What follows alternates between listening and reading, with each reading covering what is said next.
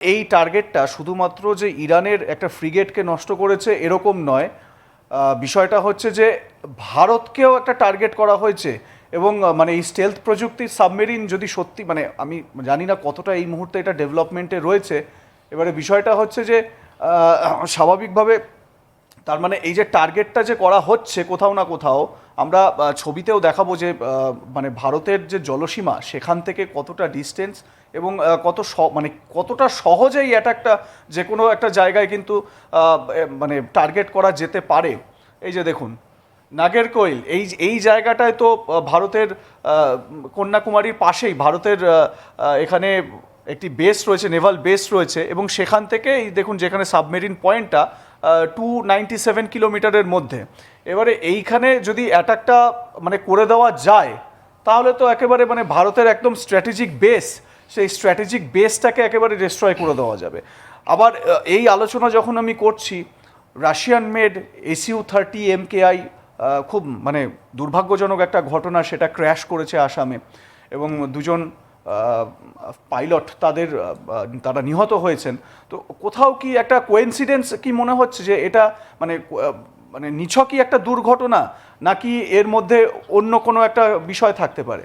দেখুন, এটা দুর্ঘটনা নয়, আমাদের নয়, এটা দুর্ঘটনা নয়, এটা সাবোটাজ। আমাদের দেখুন, আপনি দুবাইতে আমাদের এয়ার শো বলছেন, মানে সাবোটাজ এটা মানে হ্যাঁ, আপনি আপনার স্পষ্ট আপনি দেখে নিন, আমাদের দেশের প্রগ্রেস সঙ্গে যারা, ভারতের প্রগ্রেস সঙ্গে যারা হিংসা করে ওরাই করেছে। কারা করেছে? আমাদের, আমি আর আপনি এখানে জোর করে ভারতকে যুদ্ধে টেনে আনার একটা প্রচেষ্টা হচ্ছে। বুদ্ধে টেনে না, বুদ্ধে আমাদের ওয়ার ওয়েজিং ক্যাপাবিলিটি শেষ করা একটা প্রচেষ্টা চলছে কি আমরা রিজনাল পাওয়ার হতে না পারি। কেন যে আজকে আমরা বুড়ো আঙুল দেখিয়ে দিয়েছি আমেরিকাকে, আমরা ফ্রান্স থেকে কিনছি জিনিসগুলো, আমরা অন্য দেশ জার্মানি থেকে কিনছি আমরা, রাইট? আমার বুড়ো কি ভাই তোমার দরকার নেই, তুমি থাকো আমি নিজের কাছে, না ওটা আমি কথা বলছি না। আগে আপনি দেখুন আমাদের সঙ্গে হয়েটা কি। আমাদের সঙ্গে হয়েছে, আমাদের দুবাইতে আমরা একটা এয়ার শোতে আমাদের তেজাস আমার পড়ে গেল, আরও কোনো দেশে তো পড়েনি। আজকে আপনি দেখাচ্ছেন SU-30 কেন আমরা রাশিয়ান যতগুলো প্রোফাইল ছিল, রাশিয়ান ইকুইপমেন্ট থেকে আমরা দূরে সরে যাচ্ছি কেন? Source code. রাশিয়ান যতগুলো ওয়েপন সিস্টেম আছে, এটা রাশিয়াও জানে কি ওদের যতগুলো ওয়েপন সিস্টেম তৈরি হচ্ছে ওর সোর্স কোড আপনার চায়নার কাছে আছে, ওদের কাছে সেম জিনিস তৈরি হচ্ছে সেম। ওরা চায় না যে আমরা রাশিয়া থেকে আরও বেশি জিনিস কিনি। রাশিয়া তো বারবার বলছে কি আমি তোমাকে টেকনোলজি ট্রান্সফার করে দিচ্ছি, এবং রাশিয়া তো SU-57 দেওয়ার জন্য রেডি একেবারে। হ্যাঁ, এটা 5th জেনারেশন ফাইটার জেট, এবারে স্টেলথ প্রযুক্তির। তো এই জায়গা থেকে দাঁড়িয়ে, এবং আপনি যখন এই জার্মানির কথা বললেন, জার্মানির থেকেও ভারত 10টা নিউক্লিয়ার সাবমেরিন কিনছে। এবারে দেখা যাচ্ছে যে ভারতের ওপর নির্ভর করে রয়েছে পুরো ইউরোপিয়ান ইকোনমি। মানে জার্মানি মানে এই মুহূর্তে জার্মানি হচ্ছে গিয়ে রিচেস্ট কান্ট্রি ইন ইউরোপ, কিন্তু তারপরেও মানে এই মুহূর্তে যা পরিস্থিতি যে চলছে, রিসেশন পিরিয়ড যেটা চলছে পুরো জার্মানি জুড়ে, তাতে করে ভারতই একমাত্র জার্মানিকে উদ্ধার করতে পারে। মানে পুরো জার্মানির ইকোনমি নির্ভর করছে এখন ভারতের ওপর। তো এই জায়গা থেকে দেখা যাচ্ছে যে কোথাও এই যে ভারতের ওপর ডিপেন্ডেন্সিটা, ওয়ার্ল্ড ওয়াইড গ্লোব জুড়ে যে ডিপেন্ডেন্সিটা, এইটা আমেরিকা কোথাও মেনে নিতে পারছে না।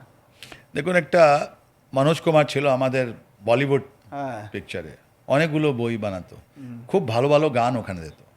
मैं भारत का रहने वाला हूँ, भारत की बात बनाता हूँ, है प्रीत जहाँ की रीत सदा, मैं गीत वहाँ के गाता हूँ। আমরা ভারতীয়, আমরা কোনোদিন আক্রমণ করিনি, রাইট?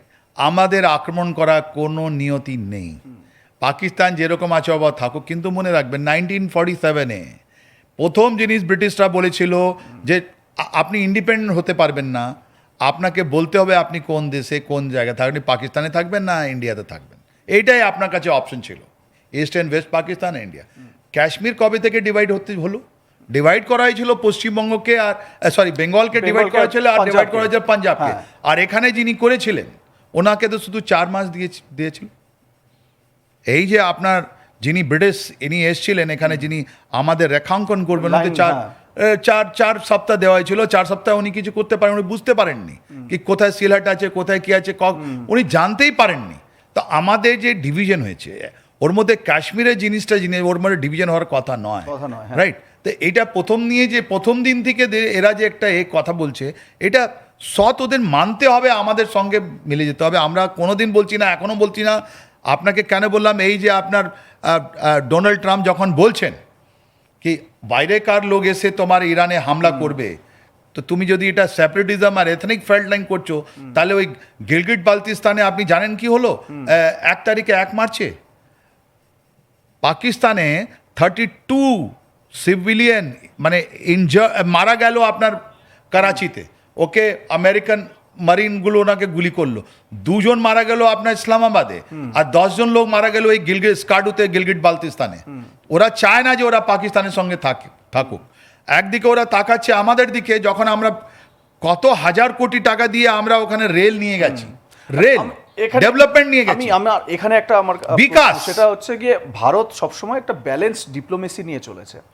এবারে দেখুন, আমরা যুগ যুগ ধরে দেখেছি ভারতের একেবারে পরীক্ষিত বন্ধু, ট্রাস্টেড পার্টনার যদি আমরা বলি তাহলে রাশিয়া এখনও বলছে যে যখনই ভারতের যদি যেই মুহূর্তে তেলের দরকার হবে আমরা সাপ্লাই বাড়াবো।